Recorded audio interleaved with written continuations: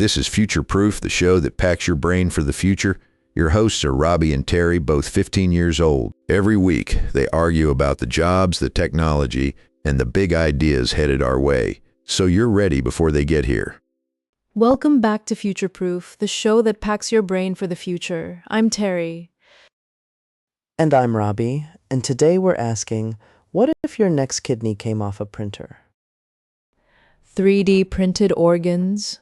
Not science fiction anymore, people. Scientists are literally printing human tissue right now.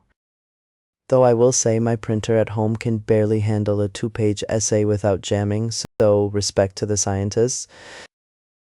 The big deal here is the transplant waiting list. In the US alone, over 100,000 people are waiting for an organ right now. 100,000, that's like filling a stadium and then telling everyone, sorry, we're short on kidneys. And about 20 people on that list die every single day just waiting. That's the problem this technology is trying to solve. So how does bioprinting actually work? Because I'm picturing an inkjet printer, but with, like, liver cells. You're not totally wrong. Bioprinters use living cells as the ink, they call it bioink, and layer them up the same way a regular printer builds a shape. So instead of cyan and magenta, you've got heart cells and blood vessel cells, way cooler. The cells are mixed into a gel that holds them in place, and then after printing, the cells actually fuse together and start behaving like real tissue.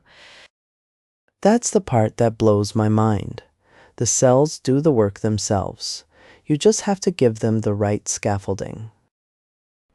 Scientists have already printed ears, patches of skin, sections of windpipe. The complexity goes up every year.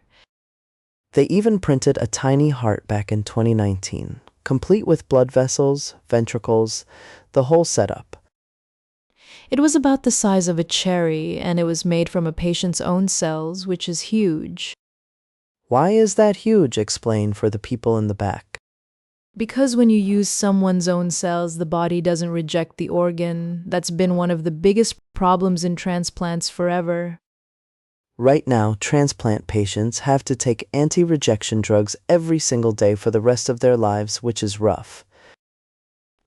Bioprinting could eventually make that unnecessary. Your organ, your cells, your body, no rejection drama. Okay, so when is this actually happening? I feel like every 5 years someone says 10 years away. Fair skepticism, full printable organs ready for humans are still probably a decade or more out, but partial fixes are already being tested. Like what? Printed skin grafts for burn victims are already in clinical use. Printed cartilage for ears and noses is being trialed right now. So it's not all or nothing, it's building up piece by piece, which honestly makes more sense.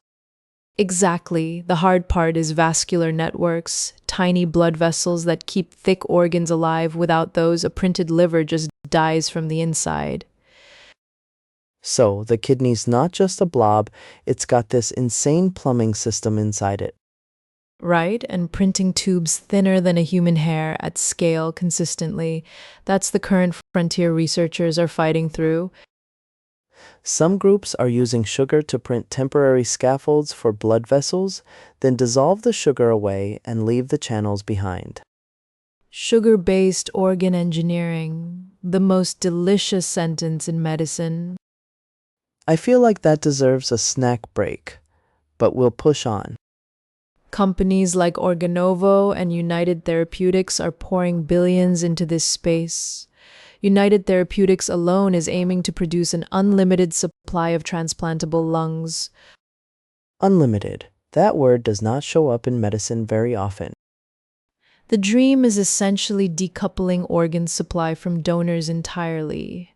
You wouldn't need to wait for a tragic accident to get a match. That does feel like a genuine turning point for humanity, not just a cool tech demo. And because every organ is custom printed from your own cells, it's personalized medicine at the deepest possible level. literally built for you, the most personal delivery you'll ever receive. The cost is still enormous right now, but historically, when biotech scales up, prices fall fast.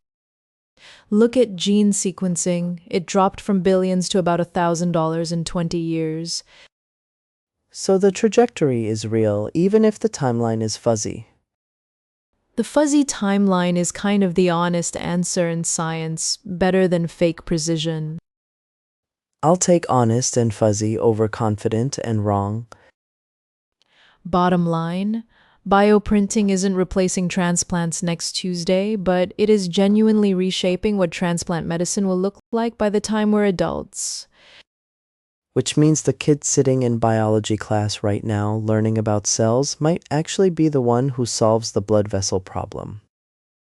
Could be you, could be a listener right now. The field is that open and that hungry for talent. Today's episode was equal parts hopeful and slightly mind-melting, and I'm here for it. Thanks for listening, everyone.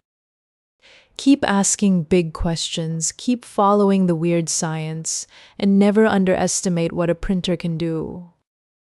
See you next week on Future Proof.